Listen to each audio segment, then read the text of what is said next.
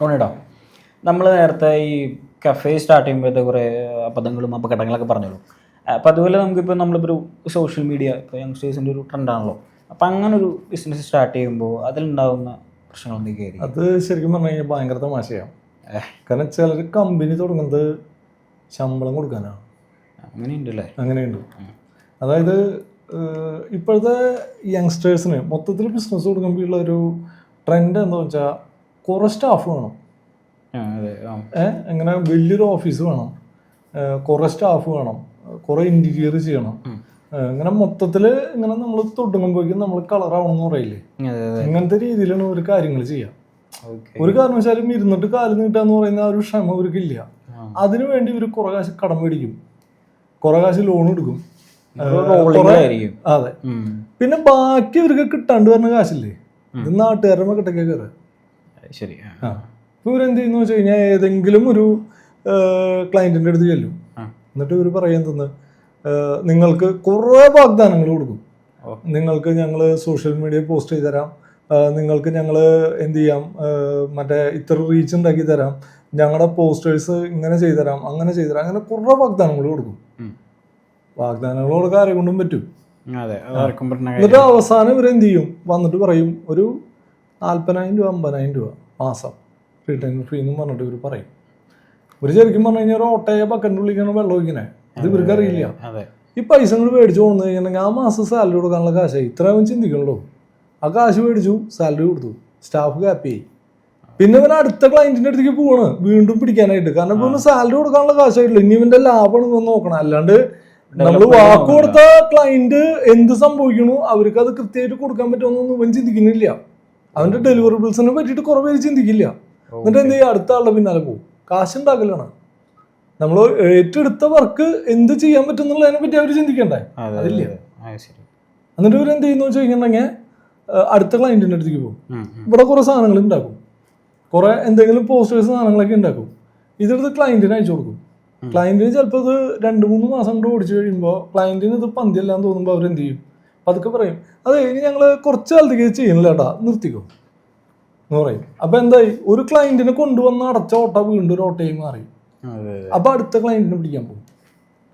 ഇവൻ എത്ര കാലം കച്ചവടം ചെയ്താലും ഇവനെന്തുണ്ടാവില്ല, സെറ്റ് ആവില്ല. ഇവനൊരു അഭിവൃദ്ധി കിട്ടില്ല. ശമ്പളം കൊടുക്കാൻ ഒരു കമ്പനി എന്ന് പറയും. ഇതല്ലാണ്ട് ഇവന് ഒരു കാരണവശാലും കരുതി പിടിക്കില്ല. ആദ്യം നമ്മൾ ചെയ്യേണ്ടത് ആർക്കെങ്കിലും ഒരു വാഗ്ദാനം കൊടുത്ത് നമ്മളൊരു സാധനം ചെയ്യാമെന്ന് നമ്മൾ ഏറ്റെടുണ്ടെങ്കിൽ നമുക്കത് പൂർണ്ണമായും കമ്മിറ്റ് ചെയ്യാൻ പറ്റുന്നത് നമുക്ക് ഉറപ്പുണ്ടാവണം. അല്ലെങ്കിൽ നിലനിൽക്കില്ല. ബിസിനസ്സിലത്തെ ഏറ്റവും വലിയ നമ്മൾ വളരെ ഇമ്പോർട്ടൻ്റ് ആയിട്ട് നമ്മൾ കൊടുക്കേണ്ട കാര്യം, വിളിച്ചാൽ ഫോൺ എടുക്കണം, പറഞ്ഞാൽ ചെയ്തു കൊടുക്കണം. ഇത് രണ്ടും ഇല്ലാത്ത ഒരുത്തനെ ഒരാളും മാനിക്കില്ല. 10 ദിവസത്തേക്ക് നമുക്ക് ഇങ്ങനെ കൊണ്ടുനടക്കാൻ പറ്റും. അത് കഴിഞ്ഞാൽ നമ്മളെ വിട്ടാകളെ അവര്. പിന്നെ ഒരു കാരണവശാലും നമുക്ക് എന്ത് ചെയ്യാൻ പറ്റില്ല, ബിസിനസ് കറക്റ്റായിട്ട് നമുക്ക് കൊണ്ടുപോകാൻ പറ്റില്ല. അത് പൊളിഞ്ഞു പോകും, അവൻ കരുതി പിടിക്കില്ല. അപ്പൊ അവൻ നോക്കണം എന്താണെന്ന് വെച്ച് കഴിഞ്ഞിട്ടുണ്ടെങ്കിൽ ക്ലയന്റിന് എന്ത് സംഭവിക്കണമെന്നുള്ള അവന്റെ വിഷയമല്ല, അവന്റെ നിലനിൽപ്പാണ് അവൻ നോക്കണേ. പക്ഷെ ക്ലയന്റ് ഉണ്ടെങ്കിൽ അവന് നിലനിൽപ്പുള്ളൂ എന്നുള്ളത് മനസ്സിലാക്കണ്ടേ. പറ്റാത്ത സ്റ്റാഫിനെ പറഞ്ഞു വിടുക, പണി അറിയാത്തവർ പറഞ്ഞു വിടുക, അടുത്ത ആളെ വയ്ക്കുക. പക്ഷെ നോക്കാനുള്ള വിവരം നമുക്കും ഉണ്ടാവണം കേട്ടാ. ഇതില്ലാത്തവന്മാർക്കാണ് ഈ വക പണികൾ കിട്ടുക. പിന്നെ ഇതിന്റെ വേറൊരു കാര്യം എന്താ വെച്ചാലേ, ഈ ചെറിയ പിള്ളേരൊക്കെ കൂടിയിട്ട് അങ്ങോട്ട് ഒരു യൂത്തൊക്കെ അങ്ങോട്ട് കൂടി ഒരു ഗ്യാങ് ആയിട്ട് അങ്ങോട്ട് ഒരു സംഭവം അങ്ങോട്ട് തുടങ്ങും. ഇവർക്ക് ഇതിനെ പറ്റി ഒരു അന്തം ഒന്നും ഉണ്ടാവില്ല. ആരെങ്കിലും ഒക്കെ സ്കൂളിൽ പഠിക്കുന്ന പിള്ളേരെന്ന് പറയുന്ന പോലത്തെ 2 ചെറിയ പിള്ളേര് നന്നായിട്ടോ സൂപ്പറായിട്ടെന്ന് പറഞ്ഞാൽ ഇവർക്ക് അത് മതി. ഇവരല്ലാണ്ട് പ്രൊഫഷണൽ ആയിട്ടുള്ള ഒരാൾ ചെയ്തിട്ടുള്ള വർക്കൊന്നും ഇവർ റെഫർ ചെയ്യണമൊന്നുമില്ല. ആ ഒരു പറഞ്ഞ വാക്കും കേട്ട് ഇവര് എല്ലാവരും അങ്ങനെയാണല്ല പറയണേ, മനസ്സിലായി?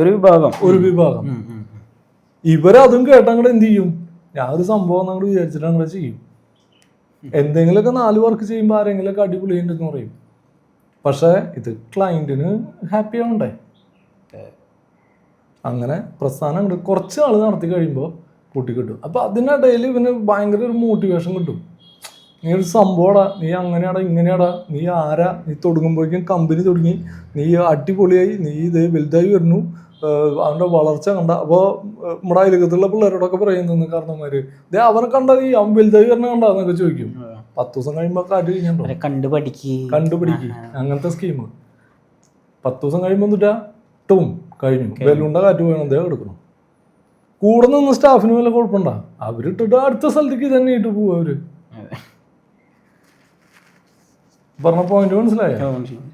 എന്നിട്ട് ഇതിനെ ഇതിട്ട് വിളിച്ചത് പെട്ടവര് പെട്ടു. ഇതുപോലെ അടുത്തൊരു തമാശയാണ് സർവീസ് സെക്ടറിൽ തന്നെ പഠിച്ചിറങ്ങിയ പിള്ളേര്. ഞാൻ സ്മാർട്ട് സിറ്റിയുടെ CEO ആയിട്ടുള്ള ഒരാള്, ആളുടെ പേര് ഞാൻ പറയുന്നില്ലേ, എറണാകുളം ഒരു IT പാർക്കിന്റെ ഒരു മറ്റേ ഫ്രഷേഴ്സിനെ ഒന്ന് ഒരുക്കിയെടുക്കാൻ വേണ്ടി സ്ഥാപനങ്ങളുടെ ഒന്നും പേര് ഞാൻ പറയുന്നില്ല കേട്ടാ, വേണ്ട, ഒരു സ്ഥാപനം ഗവൺമെന്റ് ഫണ്ടിങ്ങിൽ സ്റ്റാർട്ട് ചെയ്യാണ്. ട്രെയിനിങ് സെന്റർ ആണ് ആക്ച്വലി. എന്താ സംഭവം എന്ന് ഞാൻ പറയണില്ല. ഇത് തുടങ്ങണത് സ്മാർട്ട് സിറ്റിയുടെ CEO ആണ്.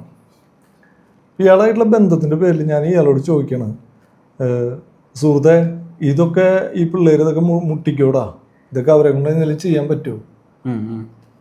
ഇതൊക്കെ ആ പിള്ളേർ വലിയ ആവേശത്തിൽ വന്ന് അതിൻ്റെ ഉള്ളിൽ വന്നിട്ട് ഓരോ കമ്പനികൾ തുടങ്ങും. അവസാനം ഓർഡർ കൊടുത്തോണ്ട കാശും ഇവർക്ക് ഇത് മുട്ടിക്കാനും പറ്റില്ല. മുട്ടിക്കാൻ പറ്റാണ്ടായി കഴിഞ്ഞ് കഴിഞ്ഞാൽ രണ്ടുപേർക്കും അത് സങ്കടമായി തീരില്ലടാ.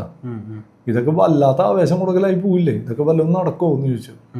ഇവിടെ 10-15 കൊല്ലം പിന്നാലെ കിടന്ന് നടന്നവർക്ക് വരെ ചെയ്യാൻ പറ്റാത്ത കാര്യങ്ങളാണ് ഇന്നലെ പഠിച്ചിറങ്ങി വന്നവൻ ചെയ്യാൻ പോകുന്നത് എന്നാണ് ഇവർ പറയപ്പെടുന്നത്. എന്നിട്ട് ഇവര് ഭയങ്കരമായിട്ട് പരസ്യം കൊടുക്കണം.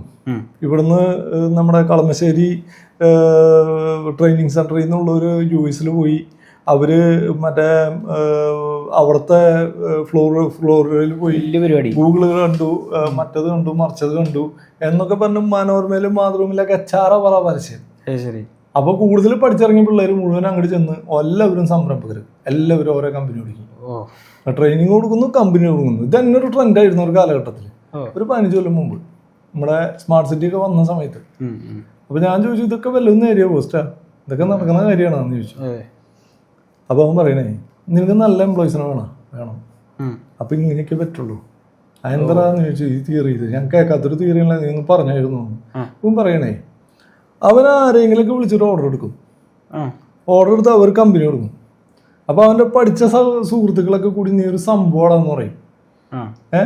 അപ്പോ എന്താ ചെയ്യാ, ഞാനൊരു സംഭവമായി പോയി, അതുകൊണ്ട് ഞാൻ ഇങ്ങനെയൊക്കെ ചെയ്യണു, നിങ്ങൾക്കത് പറ്റിയില്ല എന്ന മട്ടിലാണ് പെരുമാറുക. അങ്ങനെ എന്തുണ്ടാവും, ഈ കൂട്ടുകാരൊക്കെ കൂടി നിന്ന് ഈ കിട്ടിയ കാശൊക്കെ ഇല്ലേ, ഇതൊക്കെ ശമ്പളം കൊടുത്ത് അവസാനിപ്പിക്കും. പ്രോഡക്റ്റ് ഫിനിഷ് ആവില്ല. പതുക്കെ ഇത് ഫിനിഷ് ആവാൻ ഇതായി തുടങ്ങുമ്പോ കൂടെ നിൽക്കുന്ന ചേട്ടന്മാർ ഓരോരുത്തര് ജാങ്കു എന്നെ വിളിച്ചോ എന്ന് ചോദിച്ചിട്ട് പതുക്കെ സ്ഥലം വിടും. ഓർഡർ എടുത്തോ പെട്ടു, ബാക്കിയുള്ള ഒരു സ്ഥലം വിട്ടു. അവരതിന്റെ ഉള്ളിൽ നിന്നിട്ട് എന്തെങ്കിലും പഠിച്ചെടുക്കും, വിടും. ഇത് കഴിഞ്ഞ് കസ്റ്റമർ ഗംഭീര വിളിയാ, ശരിയാക്കി തരാൻ പറഞ്ഞിട്ടുണ്ട്. ഇവർക്ക് ചെയ്തു കൊടുക്കാൻ പറ്റില്ല. സോഫ്റ്റ്വെയർ കമ്പനികളുടെ തമാശകൾ പറയുന്നുണ്ടോ, ഞാൻ സോഫ്റ്റ്വെയർ ടെക് ആയതുകൊണ്ടാണ് ഇത് പറയുന്നത്.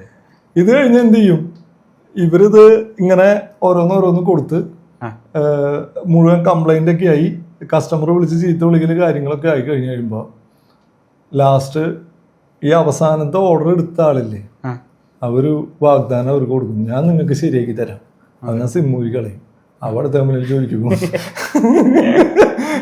നടന്നുകൊണ്ടിരുന്ന കാര്യങ്ങളായിരുന്നു, ഇപ്പോഴും നടക്കുന്നുണ്ട്.